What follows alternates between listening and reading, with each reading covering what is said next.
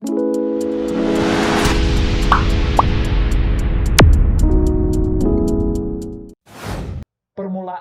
dari sini.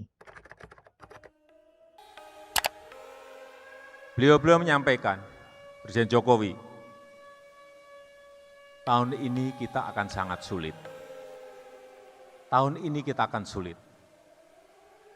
Terus, kemudian seperti apa?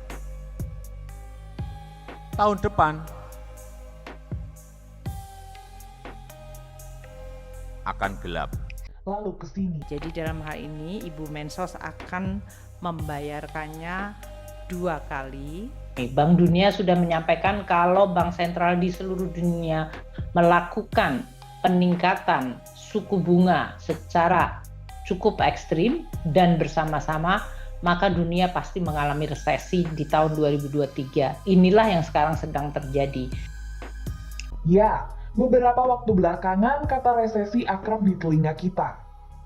Ia dimunculkan oleh petinggi negara dan kemudian didaur ulang berbagai kanal pemberitaan. Apa sih resesi itu dan bagaimana kita harus menyikapinya? Kalau dilihat-lihat, isu resesi ini nggak cuma ramai di Indonesia saja. Dalam skala global, kata resesi seperti jadi momok tersendiri. Bank Dunia sendiri sebut resesi pada 2023 adalah keniscayaan. WTO bilang kalau PDB dunia akan melambat jadi 1% pada 2023. Sementara IMF juga proyeksikan pertumbuhan ekonomi global merosot jadi 2,7%. Nah, kata Nouriel Roubini, ekonomi yang populer karena prediksi krisis finansial 2008, resesi tahun depan akan jadi yang parah, panjang, dan buruk. Oke, resesi ekonomi adalah keadaan ketika aktivitas perekonomian turun secara signifikan. Jangka waktu penurunannya bisa lama, dari hitungan bulan sampai tahun. Dunia pernah dihantam resesi sebanyak lebih dari sekali. Tercatat sudah ada 5 kali resesi sejak Perang Dunia II. Resesi pertama dipicu guncangan akibat krisis minyak. Ini imbas embargo yang dilakukan Arab Saudi pada Oktober 1973. Embargo memang berakhir setahun setelahnya, tapi kenaikan tajam harga minyak picu inflasi gila-gilaan. Resesi kedua muncul pada 1982. Penyebabnya yakni naiknya harga minyak dampak revolusi Iran 1979 dan pengetatan kebijakan moneter AS. Resesi ketiga lahir agak lama, pada 1991 yang didorong Perang Teluk I sampai pengetatan kredit di AS. Hal tersebut dorong krisis moneter di banyak negara Eropa. Pada 2008, kredit macet menimpa sektor properti AS.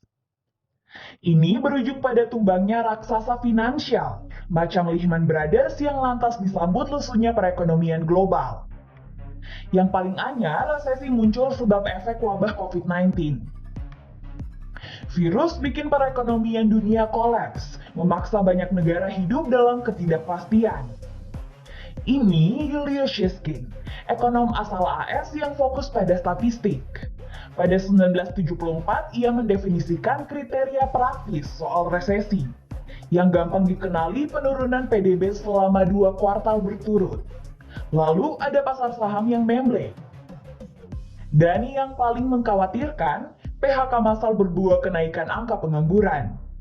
Pada intinya, resesi bisa terjadi karena krisis keuangan, peristiwa dunia, hingga inflasi atau tren kenaikan harga dari waktu ke waktu. Dalam konteks sekarang, inflasi memperlihatkan sisi parahnya tahun kemarin. Soalnya, banyak negara tempuh proteksi pangan guna antisipasi COVID-19. Alhasil, harga pangan melonjak lantaran kurangnya suplai. Kondisi diperburuk dengan invasi Rusia ke Ukraina yang ganggu rantai pasok global sehingga dorong kenaikan harga pangan maupun energi. Daya beli masyarakat pun seketika menurun. Tingginya inflasi dorong bank sentral naikkan suku bunga acuan. The Fed misalnya mengubah suku bunga acuan sebesar 300 basis poin jadi 3-3,25% dan diproyeksikan terus berlanjut. Kenaikan suku bunga acuan secara bersamaan beresiko untuk pelemahan ekonomi. Suku bunga tinggi membuat ekspansi dunia usaha terhambat karena buat pinjaman jadi lebih mahal. Di AS, pertumbuhan ekonomi diproyeksikan bakal turun jadi 1% pada 2023, imbas pengetatan kebijakan tadi. Di Cina, pertumbuhan ekonomi berpeluang turun jadi 4,4% akibat lockdown dan melemahnya sektor properti. Sementara di Uni Eropa, invasi ke Ukraina diprediksi bikin pertumbuhan ekonomi ada di angka 1,2%. Problem ini menyasar banyak negara, gak cuma negara maju aja. Hitung-hitungan IMF, inflasi di negara berkembang bisa sentuh 9% per tahun. Negara-negara ini juga rentan terlilit utang akibat pendapatan pajak yang berkurang. Nah, Indonesia sendiri bukan pengecualian, ancaman resesi bukannya nggak ada. Namun, probabilitas resesi di Indonesia terbilang kecil karena keterikatan dengan ekonomi global relatif terbatas. Pertumbuhan ekonomi Indonesia pada kuartal 2 2022 misalnya masih di angka 5,44%. Indonesia itu share dari ekspor terhadap GDP-nya 25%. Menurut saya, probabilitas dari resesi itu relatif kecil. Karena satu, tadi saya bilang, keterikatan kita atau keterkaitan kita dengan ekonomi global itu relatif terbatas dibanding banyak negara lain. Ya. Itu tadi pernyataan Chatib Basri, ekonom dari Universitas Indonesia dan mantan Menteri Keuangan. Meski begitu, ia menambahkan kalau pemerintah harus tetap waspada dan jangan ambil kebijakan yang kurang tepat. Dan Cina ini adalah negara yang banyak sekali meminta komoditas, energi, termasuk dari negara ASEAN dan Indonesia. Jadi kalau Cinanya kemudian melambat, maka implikasinya adalah ekspor kita juga melambat.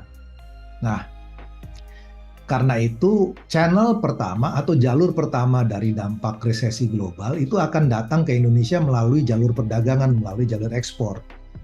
Yang gak kalah penting diperhatikan selain resesi adalah bagaimana narasi soal resesi itu sendiri berkembang di media sosial. Kamu akan dengan mudah menjumpai konten-konten yang bahas resesi.